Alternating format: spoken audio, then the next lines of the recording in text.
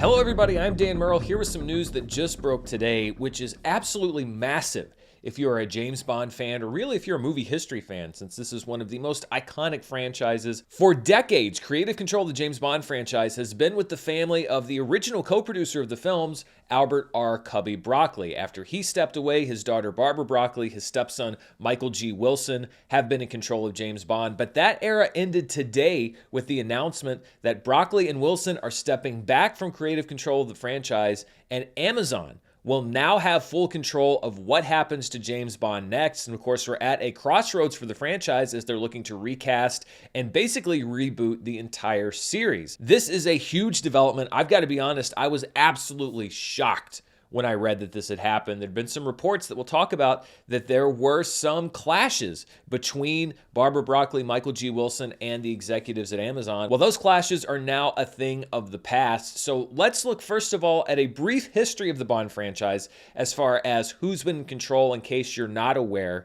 Back in the early 1960s, the original producers of the films were Harry Saltzman and Albert R. Cubby Broccoli, who bought the rights to Ian Fleming's books and founded Eon Productions to start making James Bond films, beginning with Dr. No back in 1962. Harry Saltzman sold his stake after 1974's The Man with the Golden Gun, which left Albert R. Broccoli as the sole producer until 1985, when his stepson Michael G. Wilson began co-producing James Bond movies with him.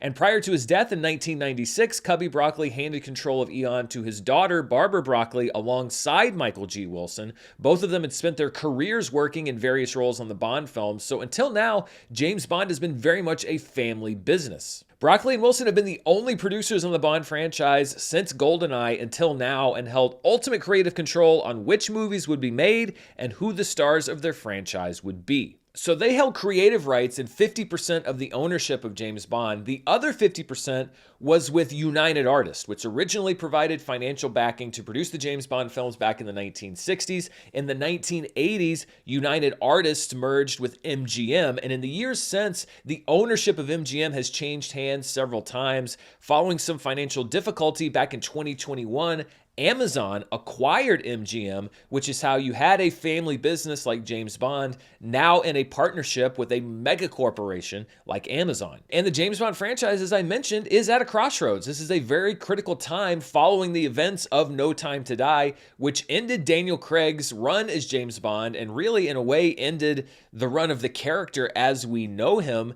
There has been now a mandate to cast a new James Bond, to figure out what the direction of the franchise is going to be. And Barbara Broccoli and Michael G. Wilson have been trying to do that in conjunction with Amazon, who are the co-rights holders, but don't have, or didn't have until today, any creative control. And according to some reports, that relationship got off to a pretty rocky start. In an article that ran in the Wall Street Journal late last year, it claimed, quote, Barbara Broccoli has told friends she doesn't trust algorithm-centric Amazon with the character she helped to mythologize through big screen storytelling and gut instinct. This fall, she characterized the status of a new movie in dire terms: no script, no story, and no new Bond. To friends, Broccoli has characterized her thoughts on Amazon this way: these people are effing idiots. The story also says, quote, before the MGM purchase closed, Amazon executives brainstormed among themselves how Bond could be plugged into their machine. Would Amazon produce a James Bond TV show for its Prime Video service? What about a Moneypenny spinoff? Or a TV spinoff centered on a female 007? Broccoli's response to such enthusiasm, one friend said, is often the same: did you read the contract? The story also said, quote, Broccoli was irked in one early meeting when Amazon studio head Jennifer Salke referred to James Bond by a dreaded word, content.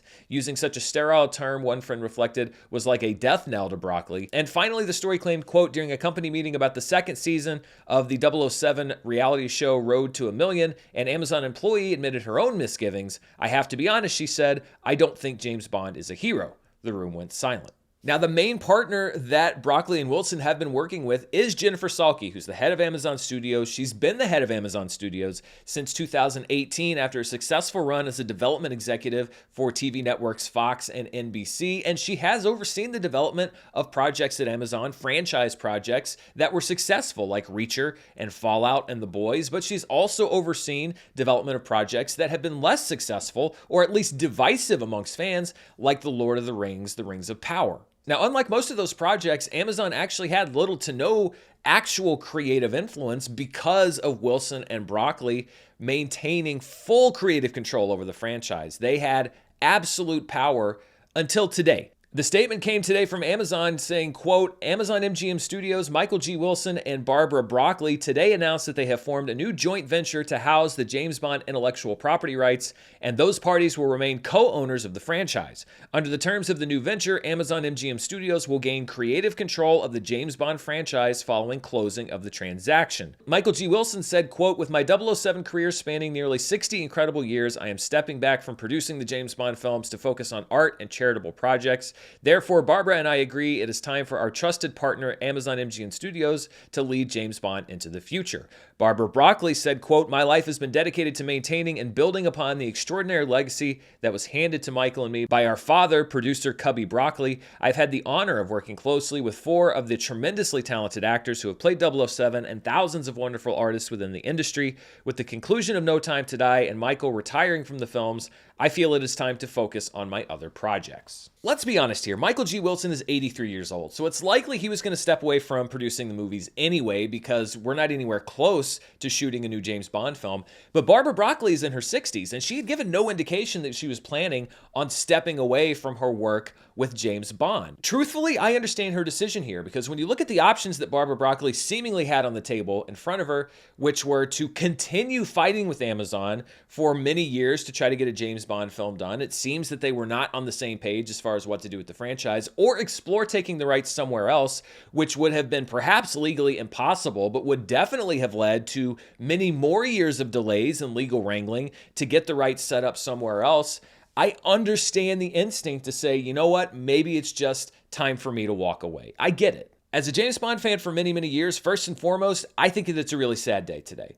Because, yes, you can argue with the creative decisions of the Broccoli's and Michael G. Wilson. Some of those decisions have been for the better, some for the worse. But I never for a second doubted that they had, first and foremost in their mind, a respect for their character and a desire to protect the integrity of that character and the legacy of James Bond. As Broccoli said in a 2021 Hollywood Reporter article about the future of the franchise, quote, my father used to say, don't have temporary people make permanent decisions. And I think that's always been at the forefront of our minds. Studios can have tremendous turnover, and over the years, we've had lots and lots of different people. So we've had to kind of maintain a consistency of leadership in order to keep an eye on the longevity of the franchise. Now James Bond's future is fully in the hands of what Cubby Broccoli might have called those temporary people. So who are the executives that will be calling the shots when it comes to James Bond's future? Well, of course, there's Jennifer Salke, who is the overall head of Amazon Studios. As of right now, there's also Courtney Valenti, who executive produced Mad Max Fury Road, Elvis, and Barbie, among other films at Warner Brothers,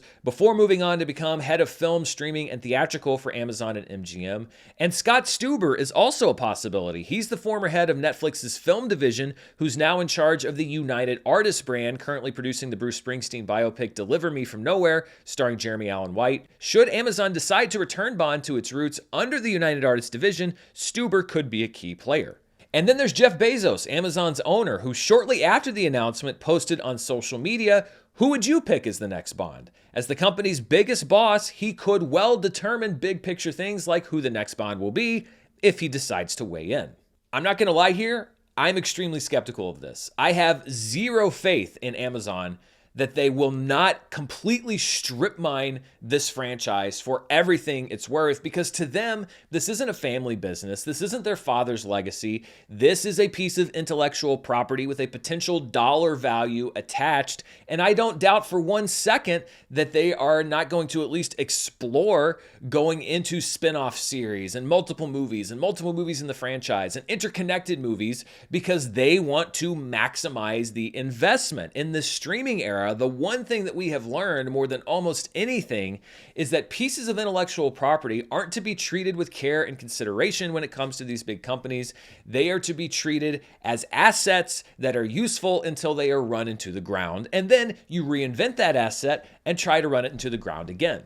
To their credit, Amazon has been able to bring some things to the screen successfully, as they did with the first season of Fallout, which I really enjoyed. But Fallout also had other stakeholders involved, like Bethesda. That is not the case here. There are now no other stakeholders involved in James Bond that have any other say other than Amazon. And whatever the wishes of Michael G. Wilson and Barbara Broccoli were, Amazon is now under no obligation to follow those wishes. For example, Barbara Broccoli had always said that she was open to a non-white actor playing James Bond, but that she thought that the character should always be British and should always be male. Now, under Amazon, that directive is not necessarily in place, and that opens up who could be cast as James Bond. Some people would argue that that's a good thing. Some people want a female James Bond, but a lot of people don't want a female James Bond. I'm actually kind of split on the issue because I think that if you want to make a female spy character, I don't think that you should saddle the legacy of James Bond onto that spy character. I think you should try to write a great female spy character in her own franchise that's not going to be constantly compared to everything that comes before it. I don't think that James Bond is sacrosanct and that you can't change anything, but I wonder now how far the boundaries are going to be pushed now that Amazon can do whatever they want. There's also apparently been a lot of tension over at Amazon because of the delay between the last James Bond movie and the next one. And I've said this publicly many times before, I would be fine if they decided to retire James Bond for a while, let the character sit, and then come back with a new take. It's happened before with GoldenEye back in 1995. There was a 6-year gap between 1989's License to Kill and GoldenEye, and I think that reinvigorated the franchise. I still think that Pierce Brosnan was a great Bond who was saddled with uneven movies. And if Amazon is looking at fan response as a guiding factor in their decisions, as it would seem to be indicated by Jeff Bezos' post about who should play the next Bond, I wonder if they would have the guts or the courage to cast somebody like Daniel Craig as James Bond. That casting was very negatively received by a lot of James Bond fans, but I think that ultimately it was the right thing to do for the franchise, and it led to some of the best movies in the Bond franchise, including Skyfall and Casino Royale. Do I think that Amazon can make a great James Bond movie? Of course I do, and I hope that they do. I don't want bad James Bond films. I also don't want a limited series focusing on M's exploits during World War II, or an MGM Plus streaming series featuring Moneypenny that leads into a series of interconnected villain spin-offs featuring Jaws and Oddjob. And with Amazon in charge, that's all on the table now. It all comes down to how much faith I have in Amazon's newfound stewardship of James Bond. Are they going to try to protect the integrity of the character like the Broccoli family did for so many years, or are they going to try to strip mine it for as much content as they can in order to make a buck? I hope that I'm wrong, but I tend to lean towards the latter. I think that the original era has now come to an end, and I think that you're going to see a new James Bond-related project at least once a year, maybe multiple times a year. And if Amazon makes that decision, if they decide to flood the market with Bond content, and especially if that Bond content, and I'll use Jennifer Salke's words now, is underwhelming or subpar, then we as James Bond fans and as movie fans may now be getting a view to a killing of a franchise. So what do you think of Amazon getting full control over the James Bond franchise? Let me know down in the comments below, and as always, stay tuned right here for the latest movie news, reviews, box office analysis, and more. Hit that subscribe button, hit the bell so you know when I'm posting a new video. But most of all, thank you for watching this video. Until next time, stay safe, and I'll see you soon. Bye.